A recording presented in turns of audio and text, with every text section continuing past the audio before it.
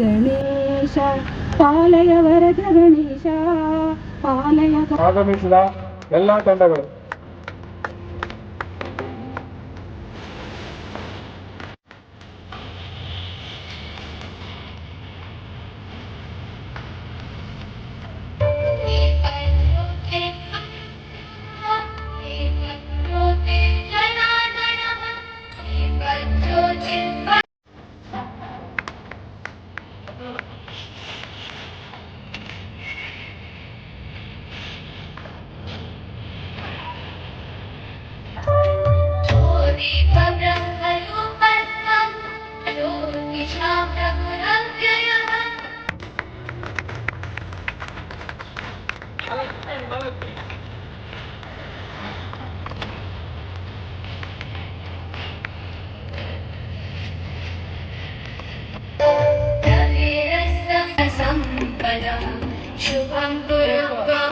ಈ ಗ್ರೌಂಡ್ ತುಂಬಾ ಹೆಣ್ಮಕ್ಕಳು ತುಂಬಾ ತುಂಬಿಕೊಂಡಿದ್ದಾರೆ. ತುಂಬಾ ಖುಷಿ ಆಗ್ತಾ ಇದೆ.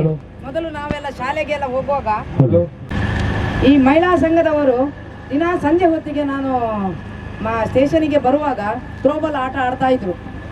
ನಮಗೂ ಕೂಡ ಖುಷಿ ಆಗ್ತಿತ್ತು. ನಾವೆಲ್ಲ ಶಾಲೆಗೆ ಹೋಗುವಾಗ ದಿನ ಹೋಗಿ ಗ್ರೌಂಡಲ್ಲಿ ಆಟ ಆಡ್ತಿದ್ವಿ. ಈಗ ಆ ಅವಕಾಶ ನಮಗಿಲ್ಲ, ಕರ್ತವ್ಯದ ಒತ್ತಡ. ಈಗ ಮಹಿಳಾ ಸಂಘಟನೆಯವರು ಒಂದು ಒಳ್ಳೆ ಕಾರ್ಯಕ್ರಮವನ್ನು ಇಟ್ಕೊಂಡಿದ್ದಾರೆ. ಇವತ್ತು ಮಹಿಳೆಯರಂದರೆ ನಾವು ಖಾಲಿ ಮನೆಗೆ ಮೀಸಲಲ್ಲ, ಹೀಗೆ ಹೊರಗಡೆ ಬಂದು ನಮ್ಮ ಮಹಿಳೆಯರ ಪಾತ್ರ ಏನು ಎಂಬುದನ್ನು ನಾವು ಜಗತ್ತಿಗೆ ತೋರಿಸ್ಕೊಡ್ಬೇಕಾಗ್ತದೆ.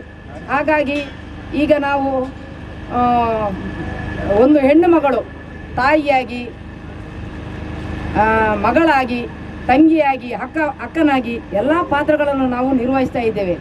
ಅಲ್ಲದೆ ನಮ್ಮನ್ನು ಮತ್ತೆ ಮದುವೆ ಮಾಡಿ ಕೊಟ್ಟ ಮೇಲೆ ನಾವು ಮತ್ತೊಂದು ಮನೆಯನ್ನು ಬೆಳಗಿಸಬೇಕಾದವರು ನಾವು.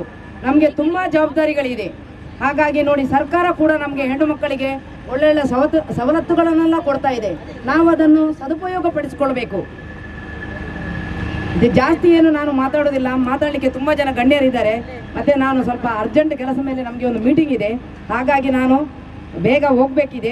ಎಲ್ಲರಿಗೆ ಇದರ ಬಗ್ಗೆ ನಾನು ಕ್ಷಮೆ ಕೋರುತ್ತಾ ನನಗೆ ಹೋಗಲಿಕ್ಕೆ ಒಂದು ಅವಕಾಶ ಮಾಡಿಕೊಡ್ಬೇಕಂತ ಎಲ್ಲರ ಹತ್ರ ಕೇಳ್ಕೊಳ್ತಿದ್ದೇನೆ. ಎಲ್ಲರಿಗೂ ಶುಭಾಶಯಗಳು. ಈ ವಿಶ್ವ ಮಹಿಳಾ ದಿನಾಚರಣೆಯನ್ನು ಯಾಕೆ ಆಚರಿಸ್ಕೊಳ್ತೀವಿ ಅಂತ ಯಾರಿಗಾದ್ರೂ ಗೊತ್ತಿದೆಯಾ? ಸ್ವಲ್ಪ ಇತಿಹಾಸ ಪುಟಗಳನ್ನ ತಿರುಗಿಸಿ ನೋಡಿದಾಗ ಗೊತ್ತಿದೆಯಾ? ಗೊತ್ತಿಲ್ಲ. 1908ರಲ್ಲಿ ನ್ಯೂಯಾರ್ಕಲ್ಲಿ ಮೊದಲ ಬಾರಿಗೆ ಮಹಿಳೆಯರಿಗೆ ಸಮಾನ ವೇತನ, ಸಮಾನ ಹುದ್ದೆ, ರಜೆ ಇದೆಲ್ಲ ನಮಗೆ ಸಿಗ್ತಾ ಇಲ್ಲ ಅಂದ್ಬಿಟ್ಟು 1908ರಲ್ಲಿ 15,000 ಜನ ಮಹಿಳೆಯರು ಪ್ರಥಮವಾಗಿ ರೋಡ್ಗಿಳಿದು ಧರಣಿ ಮಾಡಿದ್ರು. ಆ ಧರಣಿ ಮಾಡಿದಂತಹ ಸಂದರ್ಭದಲ್ಲಿ ಎಲ್ಲರಿಗೂ ಅವೇರ್ನೆಸ್ ಆಯಿತು. ಹೌದಲ್ಲ, ಇವರು ಸಮಾನಕ್ಕೆ ಯಾಕೆ ಸಮಾನ ಹೊಂದುದಿಲ್ಲ, ಇವ್ರಿಗೂ ಸಮಾನವಾಗಿ ನಾವು ನೋಡ್ಬೇಕಲ್ಲ ಸಮಾಜದಲ್ಲಿ, ಯಾಕೆ ಮಾಡ್ತಾ ಇಲ್ಲ ಅಂತ ಒಂದು ಲೇಡಿ, ಅವರು ಅಂದರೆ ಕ್ಲಾರ್ಕ್ ಜೆಟ್ಟಿಂಗ್ ಅನ್ನುವಂಥ ಒಂದು ಮಹಿಳೆ ಮೊದಲ ಬಾರಿಗೆ ಇದ್ರ ಬಗ್ಗೆ ಒಂದು ವಿಶ್ಲೇಷಣೆಯನ್ನು ಮಾಡಿ ಸಮಾನ ಕೆಲಸಕ್ಕೆ ಸಮಾನ ವೇತನ ಅಂದರೆ ಪುರುಷರಿಗೆ ಯಾವ ರೀತಿ ಕೊಡ್ತಾ ಇದ್ರು ಮಹಿಳೆಯರು ಅದೇ ರೀತಿಯಾದಂತಹ ಸ್ಥಾನಮಾನ ಕೊಡಬೇಕು ಅಂತ ಮೊದಲಾಗಿ ಹೋರಾಟ ಮಾಡಿ ಅನೇಕ ಹೋರಾಟಗಳಿಂದ ಇದು ವಿಶ್ವಸಂಸ್ಥೆ ತಲುಪಿತು. 1975ರಲ್ಲಿ ಮೊದಲ ಬಾರಿಗೆ ಮಾರ್ಚ್ 8ರಂದು ವಿಶ್ವ ಮಹಿಳಾ ದಿನಾಚರಣೆ ಅಂತ ಆಚರಿಸ್ಬಿಟ್ರು. ಈ ವಿಶ್ವ ಮಹಿಳಾ ದಿನಾಚರಣೆ ಆಚರಿಸಿದ್ರಿಂದ ಅಲ್ಲಿಂದ ಇಲ್ಲಿವರೆಗೂ ಸಹ ಎಲ್ಲ ವಿಶ್ವದಲ್ಲಿ ಮಾರ್ಚ್ 8ರಂದ ವಿಶ್ವ ಮಹಿಳಾ ದಿನಾಚರಣೆ ಅಂತ ಆಚರಿಸ್ತೀವಿ. ಇದು ಇತಿಹಾಸ. ಪರ್ಸನಲ್ ಆಗಿ ನಮಗೆ ಗಂಡಸರಿಗೆ ಏನಾಗುತ್ತೆ, ನಮ್ಮದೇ ಆದಂಥ ಜವಾಬ್ದಾರಿ ಇರುತ್ತೆ, ಅವ್ರದೇ ಅಂತಹ ಜವಾಬ್ದಾರಿ ಇರುತ್ತೆ. ಅದೇ ರೀತಿಯಾಗಿ ಅವ್ರದ್ದು ಜವಾಬ್ದಾರಿಯಲ್ಲಿ ನನ್ನ ವೈಯಕ್ತಿಕವಾಗಿ ನಾನು ಕಂಡುಕೊಂಡಂತಹ ಮಹಿಳೆಯ ಒಂದು ಉತ್ತಮವಾದ ಸ್ಥಾನ, ಕೆಲಸ, ಅವರೆಷ್ಟು ಗ್ರೇಟ್ ಅನ್ನೋದನ್ನು ನಾ ಈಗ ನನ್ನ ವೈಯಕ್ತಿಕವಾಗಿ ಒಂದೆರಡು ಸಂದರ್ಭದಲ್ಲಿ ಹೇಳ್ತೀನಿ.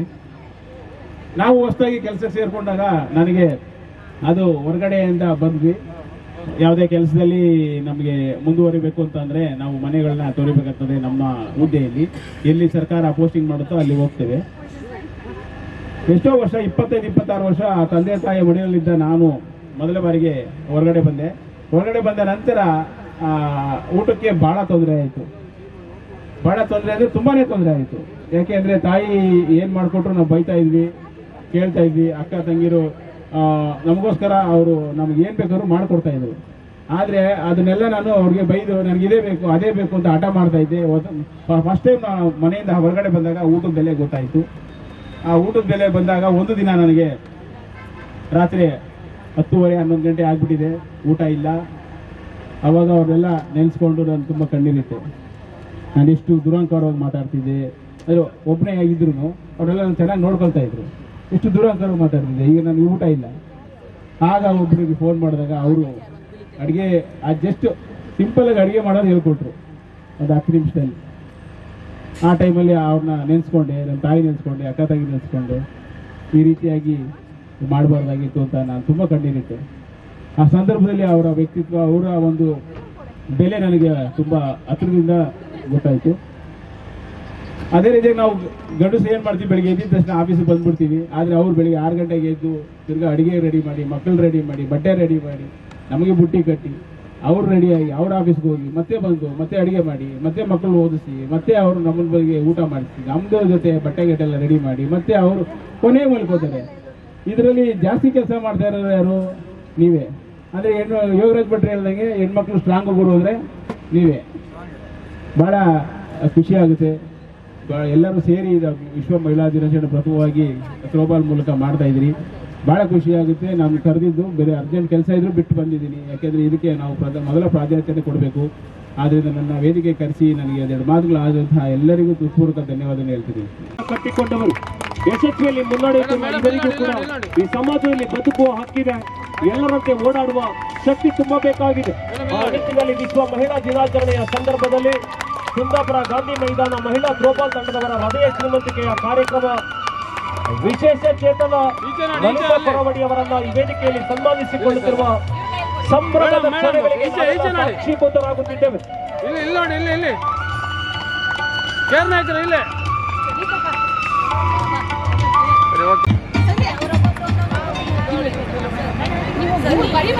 ಹೋಗಿ ಹೋಗಿ ನಾ ಪಕ್ಕ ತೆಗಿದ್ದೆ ಎಲ್ಲ ನಿಲ್ಲಿ ಅಲ್ಲ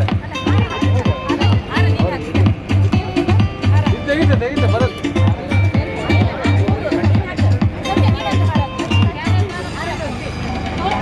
ಸ್ವಲ್ಪ ಹಿಂಗೆ ನಿಂತ್ಕೊಳ್ಳಿ. ಈಚೆ ನೋಡಿ ನಿಮ್ಮ ಕಾರ್ಯವನ್ನ ಶ್ಲಾಘಿಸಿಕೊಳ್ಳುತ್ತಿರುವವರು ನಾವು. ಈ ಕಾರ್ಯ ನಿರಂತರವಾಗಿ ನಿಮ್ಮಿಂದಾಗಲಿ ಎಂಬ ಆಶಯದ ಮೇಲೆ ನಿಮ್ಮನ್ನ ಗೌರವಿಸಿಕೊಳ್ಳುತ್ತಿದ್ದೇವೆ. ಗೌರವದ ಸಾಲು ನಿಮ್ಮ ಕಾರ್ಯವನ್ನ ಕಂಡು ನೆಚ್ಚಿ ಮುತ್ತಿನ ಮಾಲೆ ಫಲಪುಷ್ಪ ಸ್ಮರಣಿಕೆಗಳೊಂದಿಗೆ ಪೌರ ಕಾರ್ಮಿಕರಾಗಿ ಕಾರ್ಯವನ್ನು ನಿರ್ವಹಿಸುತ್ತಿರುವ ಶ್ರೀಮತಿ ಜ್ಯೋತಿ, ಶ್ರೀಮತಿ ರೇಣುಕಾ, ಶ್ರೀಮತಿ ಮಹಾದೇವಿ ಇವರುಗಳನ್ನ ಈ ವೇದಿಕೆಯಲ್ಲಿ ಈ ವಿಶೇಷ ದಿನದಂದು ನಮ್ಮ ಸಮಾಜದ ಬೆನ್ನೆಲುಬು ಆಗಿರುವ, ಪ್ರೀತಿ ತ್ಯಾಗದ ಮೂರ್ತಿಯಾಗಿರುವ, ಸಾಧನೆಯ ಶಿಖರಕ್ಕೇರಿರುವ ಎಲ್ಲ ಮಹಿಳೆಯರಿಗೆ ಅಂತಾರಾಷ್ಟ್ರೀಯ ಮಹಿಳಾ ದಿನಾಚರಣೆದ ಶುಭಾಶಯಗಳು. 1975 ಮಾರ್ಚ್ 8ರಂದು ಈ ದಿನ ಅಂತಾರಾಷ್ಟ್ರೀಯ ಮಹಿಳಾ ದಿನಾಚರಣೆಯಾಗಿ ಸಂಯುಕ್ತ ರಾಷ್ಟ್ರಗಳು ಘೋಷಣೆ ಮಾಡಿದವು. ಮಹಿಳೆಯ ಈ ದಿನದ ಉದ್ದೇಶ ಎಂದರೆ ಮಹಿಳೆಯ ಹಕ್ಕು, ಅವರ ಸಾಮಾಜಿಕ ಸ್ಥಾನಮಾನ ಮತ್ತು ಸಮಾನತೆಯ ಹಕ್ಕನ್ನು ಎತ್ತಿ ಹಿಡಿಯುವ ದಿನವಾಗಿದೆ. ಇಂದು ಕೂಡ ಮಹಿಳೆಯರು ಎದುರಿಸುತ್ತಿರುವಂತಹ ಸಮಸ್ಯೆಯಾದ ಮಹಿಳೆಯರ ಮೇಲಿನ ದೌರ್ಜನ್ಯ, ಸುರಕ್ಷತೆ, ಸಮಾನ ವೇತನದಂತಹ ಸಮಸ್ಯೆಗಳನ್ನು ಎದುರಿಸಿ ಅವುಗಳನ್ನು ದಾಟಿ ಮಹಿಳೆಯರ ಕನಸನ್ನು ನನಸಾಗಿಸಿಕೊಳ್ಳಲು ಬೆಂಬಲ ನೀಡಬೇಕು. ಮಹಿಳೆಯರಿಗೆ ನೀಡುವ ಗೌರವವೇ ಮಹಿಳಾ ದಿನಾಚರಣೆ. ಇಂತಹ ಒಂದು ಮಹಿಳಾ ದಿನಾಚರಣೆ ಎಂದು ಮಹಿಳೆಯರಿಗಾಗಿ ಥ್ರೋಬಾಲ್ ಪಂದ್ಯ ಆಯೋಜಿಸಿರುವ ಗಾಂಧಿ ಮೈದಾನ ಥ್ರೋಬಾಲ್ ಫ್ರೆಂಡ್ಸ್ ಇವರಿಗೆ ಅಭಿನಂದನೆಗಳು. ಈ ಒಂದು ಕ್ರೀಡಾಕೂಟಕ್ಕೆ ಅತಿಥಿಯಾಗಿ ಆಹ್ವಾನಿಸಿದ ನನಗೆ ಮಾತನಾಡಲು ಅವಕಾಶ ಮಾಡಿಕೊಟ್ಟ ಎಲ್ಲರಿಗೂ ಹೃತ್ಪೂರ್ವಕ ಧನ್ಯವಾದಗಳು. 2 ವಿಧಾನಸಭಾ ಕ್ಷೇತ್ರ ವ್ಯಾಪ್ತಿಯ ಥ್ರೋಬಾಲ್ ಪಂದ್ಯಾಟದ ಈ ಒಂದು ಉದ್ಘಾಟನಾ ಸಮಾರಂಭದ ವೇದಿಕೆಯನ್ನು ಅಲಂಕರಿಸಿರುವಂಥ ಗಣ್ಯಾತಿ ಗಣ್ಯರೇ, ವೇದಿಕೆಯ ಮುಂದೆ ಇಂದು ವಿಶ್ವದಾದ್ಯಂತ ಮಹಿಳಾ ದಿನಾಚರಣೆಯನ್ನು ಆಚರಿಸ್ತಾರೆ. ಈವಾಗಲೇ ನಮ್ಮ ಪುರಸಭೆ ಮುಖ್ಯಾಧಿಕಾರಿಗಳು ಹೇಳಿದ ಹಾಗೆ ಬಹಳ ಹಿಂದೆ ಮಹಿಳೆಯರನ್ನು ಶೋಷಿಸುವ ಒಂದು ಕಾಲ ಇತ್ತು. ಆ ಕಾಲಘಟ್ಟದಲ್ಲಿ ಮಹಿಳೆಯರೆಲ್ಲರೂ ಒಟ್ಟಾಗಿ ಒಂದಾಗಿ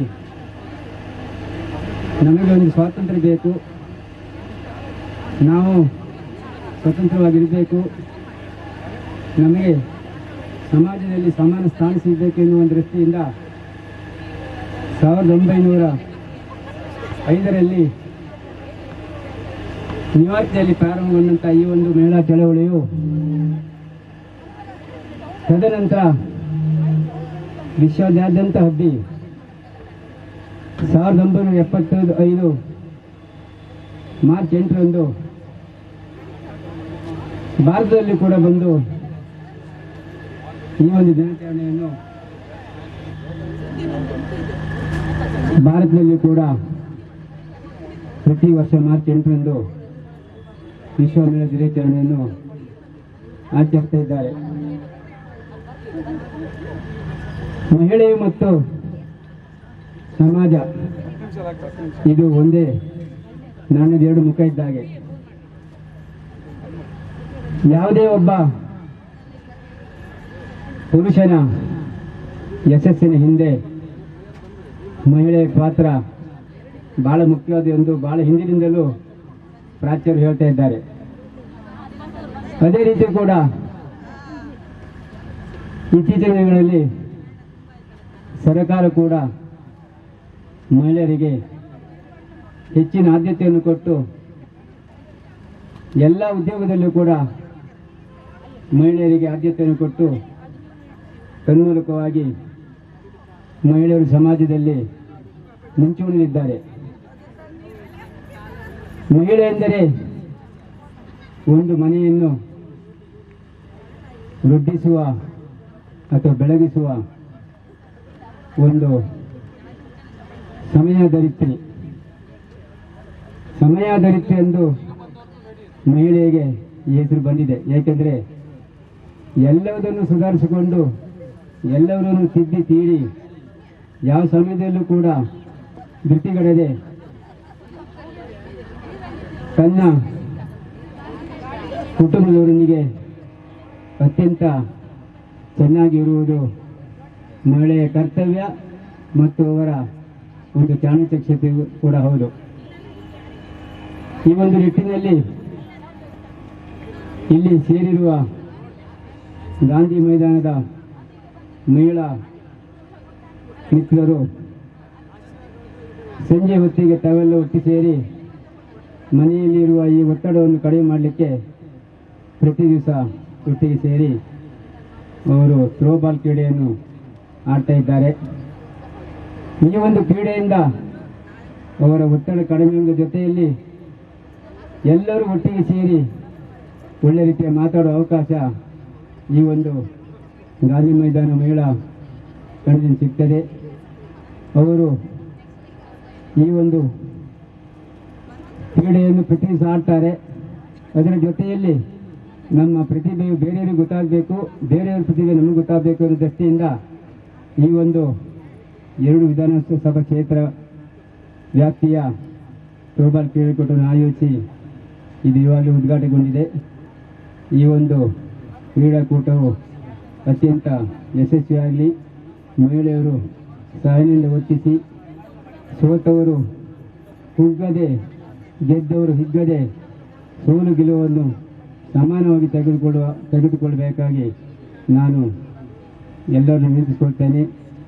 ತಾವು ನಿರಂತರವಾಗಿ ಇಂಥ ಕಾರ್ಯಕ್ರಮಗಳನ್ನು ಮಾಡಿ ಸಮಾಜಮುಖಿ ಚಟುವಟಿಕೆಗಳಲ್ಲಿ ತಮ್ಮನ್ನು ತೊಡಗಿಸಿಕೊಳ್ಳಿ.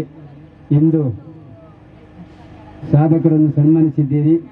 ಈ ಒಂದು ಕಾರ್ಯಕ್ರಮ ನಿರಂತರವಾಗಿ ನಿಮ್ಮಿಂದ ನಡೆಯಲಿ, ನಿಮಗೆ ಯಶಸ್ವಿಯಾಗಲಿ. ತಾಲೂಕು ಒಳಗೊಂಡು ಇವತ್ತು ಒಂದು ಥ್ರೋಬಾಲ್ ಪಂದ್ಯಾಟವನ್ನು ಮಹಿಳೆಯರೇ ಸೇರಿ ಮಹಿಳೆಯರಿಗೋಸ್ಕರ ಈ ಕಾರ್ಯಕ್ರಮವನ್ನು ಪಂದ್ಯಾಟವನ್ನು ಆಯೋಜನೆ ಮಾಡಿದ್ದಾರೆ. ಬಿಸಿಲಿನಲ್ಲಿ ಮಹಿಳೆಯರು ಹೇಗೆ ಆಡ್ತಾರೆ ಅಂತ ಗೊತ್ತಿಲ್ಲ. ಇದು ಪುರುಷರಿಗೆ ಸರಿಸಮಾನವಾಗಿ ಬೆಳಿಬೇಕು ಅಂತ ಹೇಳುವ ಉದ್ದೇಶದಿಂದ ಈಗಾಗಲೇ ಸರ್ಕಾರಗಳು ಸಹ ಮುಂದಿನ ದಿನದಲ್ಲಿ 50% ಮೀಸಲಾತಿಯನ್ನು ಕೊಡುವ ಆಲೋಚನೆ ಇರುವುದರಿಂದ ಈಗ ಎಲ್ಲ ರಂಗಗಳಲ್ಲಿಯೂ ಸಹ ಮಹಿಳೆಯರು ಸಬಲರಾಗಬೇಕು, ತಯಾರಾಗಬೇಕು ಅಂತ ಹೇಳುವ ಉದ್ದೇಶದಿಂದ ಇವತ್ತು ಎಲ್ಲ ವ್ಯವಸ್ಥೆಯನ್ನು ಇವತ್ತು ಒಂದು ಪಂದ್ಯಾಟವನ್ನು ಆಯೋಜನೆ ಮಾಡಿದ್ದಾರೆ. ಈ ಇಡೀ ದಿನದ ಪಂದ್ಯಾಟ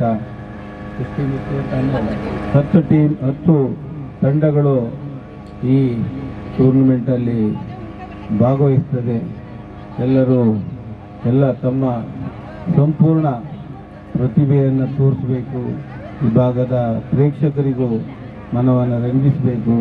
ಇಡೀ ದಿನದ ಪಂದ್ಯಾಟ ಯಶಸ್ವಿಯಾಗಲಿ ಅಂತೇಳಿ ಶುಭವನ್ನು ಹಾರೈಸಿ ಅವಕಾಶಕ್ಕಾಗಿ ವಂದಿಸಿದ ಎಲ್ಲರೂ ಸೇರಿ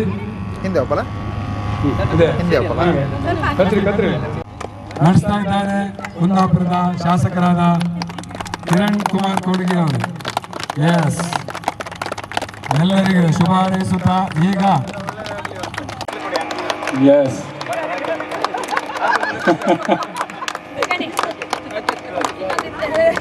ಇಲ್ಲ ಈಗ ತೋರಿಸ್ಬೇಡಿ ಪಂದ್ಯಾಟ ಚಾಲನೆ.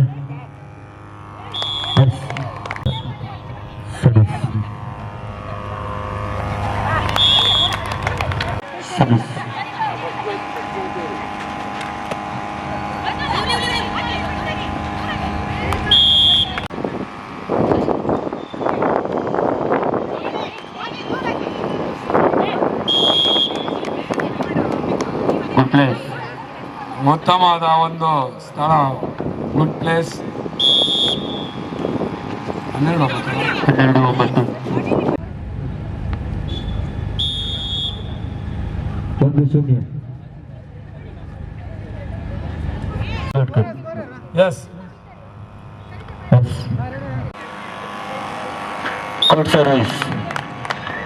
ನೇರವಾಗಿ